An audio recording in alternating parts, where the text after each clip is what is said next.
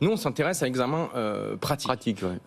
En fait, si on regarde, on a effectivement un goulot d'étranglement. La difficulté qu'on a, c'est les délais pour passer l'examen pratique. Et ces délais, qui sont aujourd'hui de 9 semaines dans les départements franciliens, qui sont de 9 semaines aussi dans la région Auvergne-Rhône-Alpes, 3 semaines dans des départements comme les Vosges ou les Deux-Sèvres, eh bien, ces délais, ils entraînent un surcoût. En fait, un mois de délai, c'est 200 € de surcoût. Donc, si on arrive à réduire ces délais d'attente, on réduit le surcoût. Et pour ça, il faut plus d'inspecteurs. En fait, on manque d'inspecteurs. On a 1350 inspecteurs à l'échelle nationale.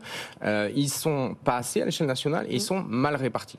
Donc, il faut qu'on ait plus de créneaux disponibles. Et pour ça, nous, on propose d'élargir le vivier de fonctionnaires, d'agents administratifs qui puissent faire passer le permis de conduire. À l'inverse, vous voulez réduire le coût de cet examen, mais vous proposez quand même de le payer, c'est-à-dire une redevance de 50 € pour payer cet examen. Quelle est la logique? Alors, j'entends bien, ça peut paraître contre-intuitif parce qu'on propose l'instauration d'une redevance de 50 €. En fait, cette redevance, c'est celle qui va permettre d'attirer ces agents administratifs.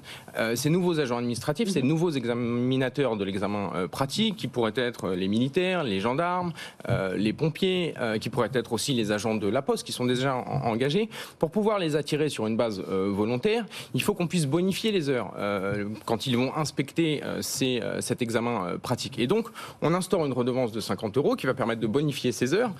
Et ce qu'il faut bien comprendre, c'est que le surcoût du fait de l'instauration de cette redevance est bien moindre que le surcoût lié au délai d'attente aujourd'hui. Et donc, en fait, quand on fait des projections, on a un surcoût aujourd'hui qui est de l'ordre de 480 €. Avec le système de la redevance de 50 €, si on a plus d'agents administratifs, demain, on aura un surcoût qui sera de l'ordre de 240 €. Et vous proposez aussi de développer, en fait, la formule de la boîte automatique. Il faut pour l'instant que 13 heures contre 20 pour avoir le droit de passer l'examen du permis de conduire. C'est d'autant plus astucieux et malin, je trouve, que dans quelques années, il n'y aura plus de boîte manuelle, puisque avec la fin du thermique, toutes les voitures auront des boîtes automatiques.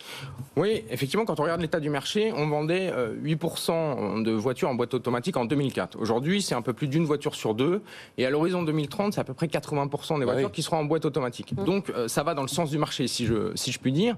Et l'autre avantage, vous l'avez dit, c'est que le nombre d'heures obligatoires de formation, c'est 13 heures contre 20 heures pour les boîtes manuelles. Donc là aussi, vous gagnez en termes de coûts, en termes de formation.